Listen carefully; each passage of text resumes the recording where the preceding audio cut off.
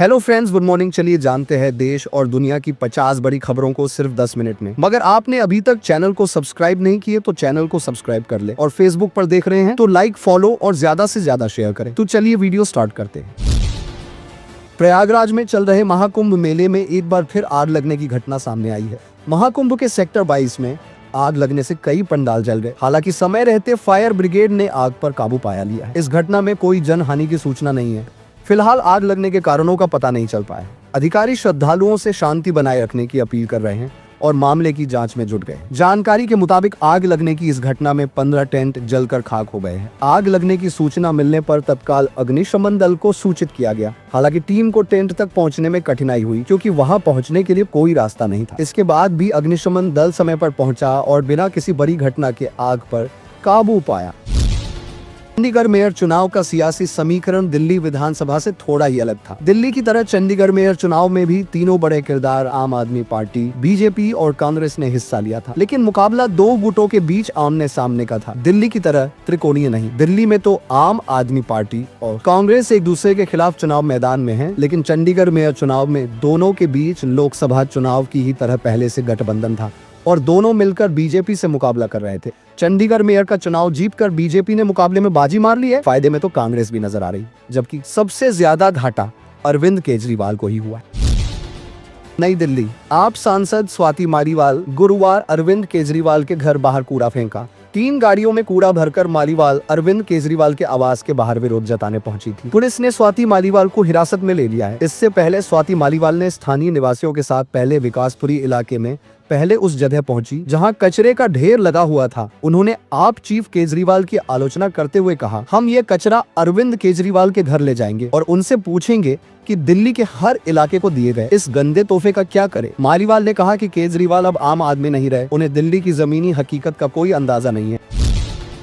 एक बार फिर न्यायिक आयोग की गठित 3 सदस्यीय कमेटी संभल के PWD गेस्ट हाउस पहुंची है। उत्तर प्रदेश सरकार ने न्यायिक आयोग की टीम में रिटायर्ड जज देवेंद्र अरोड़ा, यूपी के पूर्व डीजीपी अरविंद कुमार जैन व रिटायर्ड प्रमुख सचिव अमित प्रसाद को नियुक्त किया है। वहीं PWD गेस्ट हाउस में संभल DM Rajendra Pensiya, SP Krishna Kumar Bishnoi, SDM वंदना मिश्रा और CO अनुज चौधरी मौजूद है। उत्तर प्रदेश शासन द्वारा गठित न्यायिक जांच आयोग टीम संभल PWD गेस्ट हाउस पहुंची, जहां सुरक्षा व्यवस्था के पुख्ता इंतजाम किए गए हैं। निरीक्षण भवन के गेट पर भारी पुलिस बल तैनात है। न्यायिक आयोग जांच कमेटी यहां आज शाम 4 बजे तक हिंसा संबंधित लोगों के बयान दर्ज करेगी। इसी दौरान निरीक्षण भवन पर दर्जनों लोग हाथों में तख्ती लेकर यहां पहुंचे।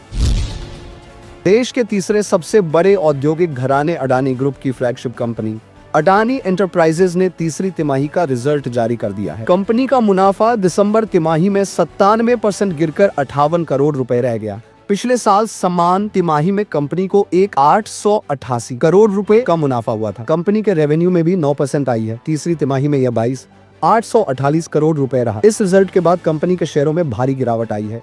BSE पर कंपनी का शेयर करीब 5% गिरावट के साथ 2202 रुपए पर आ गया। दिसंबर तिमाही में अडानी एंटरप्राइजेस का एबिटा भी 5% गिरावट के साथ 371 करोड़ रुपए पर आ गया। पिछले साल की समान तिमाही में यह 227 करोड़ रुपए था। पिछले तिमाही के आधार पर भी कंपनी के प्रॉफिट में 97% गिरावट आई है। कंपनी का प्रॉफिट पिछली तिमाही में 742 करोड़ रुपए रहा था। हालांकि पिछली तिमाही से इस बार कंपनी के रेवेन्यू में 1% की मामूली तेजी आई। उत्तर प्रदेश स्थित प्रयागराज में महाकुंभ के दौरान मची भगदड़ को लेकर अब सियासत भी शुरू हो गई है। समाजवादी पार्टी के राष्ट्रीय अध्यक्ष और कन्नौज सांसद अखिलेश यादव ने राज्य और केंद्र सरकार दोनों को जिम्मेदार ठहराया। अखिलेश यादव ने इस दुखद हादसे के चलते 30 लोगों ने अपनी जान गंवाई और 60 लोग इसमें घायल हो गए। इनमें 5 लोग ऐसे हैं जिनकी पहचान नहीं हो सकी है। संसद की कार्यवाही में हिस्सा लेने दिल्ली पहुंचे अखिलेश यादव ने कहा कि दुखद घटना है। सरकार ने प्रचार ज्यादा किया लेकिन इंतजाम उतने नहीं थे। योगी सरकार द्वारा मुआवजे के ऐलान पर यूपी के पूर्व CM ने कहा कि 25 लाख की मदद राशि कम है। अखिलेश यादव ने कहा कि महाकुंभ में जिनकी जाने गई और लापता लोगों की सूची जारी करे सरकार। आशंकाएं हैं। आशंका तभी दूर होगी जब सूची जारी होगी। सरकार ने संसद के बजट सत्र से पहले गुरुवार को सभी राजनीतिक दलों के नेताओं की एक अहम बैठक बुलाई। बजट सत्र की शुरुआत शुक्रवार 31 जनवरी को दोनों सदनों की संयुक्त बैठक में राष्ट्रपति के अभिभाषण से होगी। उसके बाद आर्थिक सर्वेक्षण पेश होगा, जिसके बाद 1 फरवरी को बजट पेश किया जाएगा। 5 फरवरी को दिल्ली में होने वाले विधानसभा चुनाव के चलते संसद की कार्यवाही नहीं होगी। सत्र का पहला चरण 13 फरवरी को खत्म होगा और दूसरा चरण 10 मार्च से शुरू होगा। बजट सत्र 4 अप्रैल को खत्म होगा। संगम नगरी प्रयागराज में चल रहे महाकुंभ में बुधवार को मची भगदड़ पर राजनीति तेज हो गई है। इस घटना को लेकर अब शिवसेना यूबीटी के नेता संजय राउत ने सरकार पर सवाल उठाए हैं। उन्होंने कहा कि महाकुंभ में राजनीतिक दलों के वीआईपी नेताओं को दूर रहना चाहिए था। शिवसेना यूबीटी के नेता संजय राउत ने गुरुवार को प्रेस कॉन्फ्रेंस के दौरान कहा, महाकुंभ 144 वर्षों बाद आया है और यह एक पवित्र संयोग है। सरकार और प्रशासन को पता था कि महाकुंभ में भीड़ होने वाली थी। वे बताते थे कि 10 से 20 करोड़ लोग आएंगे। ऐसे आंकड़े बताकर उन्होंने महाकुंभ मेले की राजनीतिक मार्केटिंग शुरू की और कल जो हुआ वह एक राजनीतिक हादसा है। इसके लिए राजनेता और योगी मोदी सरकार का वीआईपी कल्चर जिम्मेदार है। जिस तरह से वहां पूरी व्यवस्था वीआईपी के पीछे लगी है, इसके चलते आम श्रद्धालुओं का ख्याल नहीं रखा गया। नई दिल्ली विधानसभा सीट से कांग्रेस प्रत्याशी संदीप दीक्षित ने आम आदमी पार्टी के राष्ट्रीय संयोजक अरविंद केजरीवाल को चिट्ठी लिखकर जंतर मंतर पर डिबेट की चुनौती दी।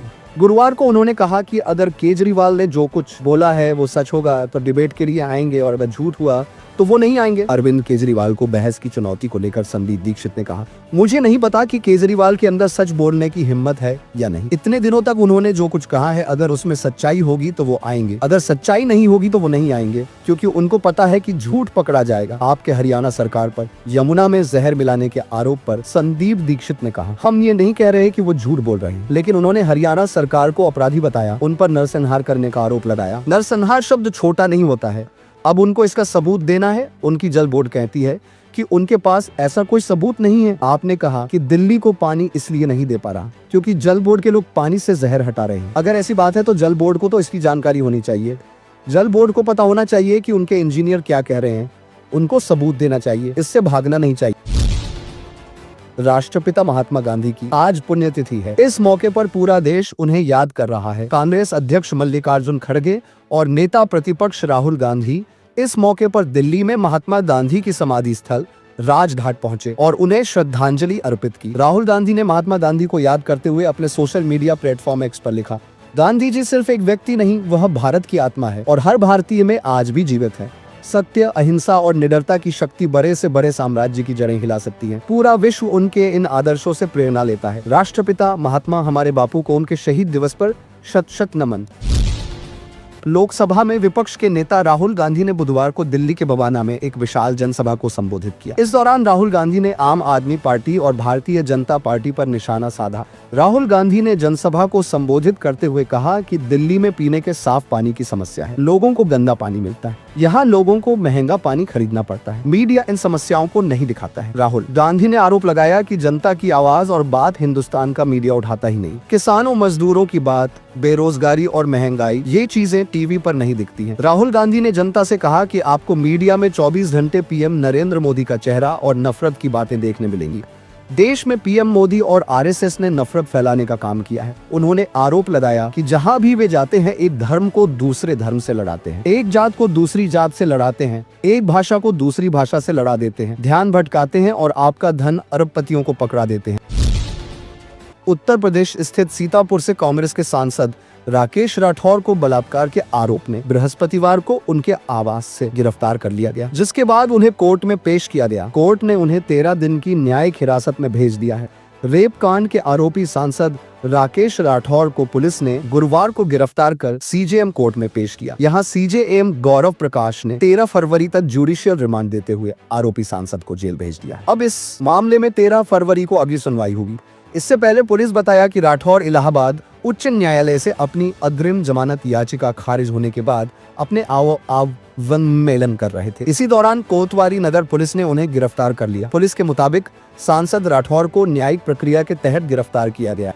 कांग्रेस ने गुरुवार को कहा कि वक्फ संशोधन विधेयक संबंधी संसद की संयुक्त समिति जेपीसी के कामकाज के तरीके को लेकर केंद्र सरकार पर निशाना साधा है। समितियों के कामकाज के तरीकों लेकर विपक्षी नेताओं ने सर्वदलीय बैठक में अपना विरोध दर्ज कराया। पार्टी महासचिव जयराम रमेश ने आरोप भी लगाया कि वर्तमान सरकार में संसदीय समितियां महज एक दिखावा बनकर रह गई हैं। सर्वदलीय बैठक के बाद कांग्रेस महासचिव जयराम रमेश ने एक्स पर लिखा कि संसद सत्र शुरू होने से पहले पारंपरिक रूप से होने वाली सर्वदलीय बैठक में आज सुबह सभी विपक्षी नेताओं ने वक्फ संशोधन विधेयक संबंधी जेपीसी के कामकाज के तरीके पर कड़े शब्दों में अपना विरोध व्यक्त किया है। सभी खबरों में आपको कौन सी खबरें अच्छी लगी है हमें कमेंट करके जरूर बताएं। फिर मिलते हैं अगली बड़ी खबर के साथ, तब तक के लिए जय हिंद।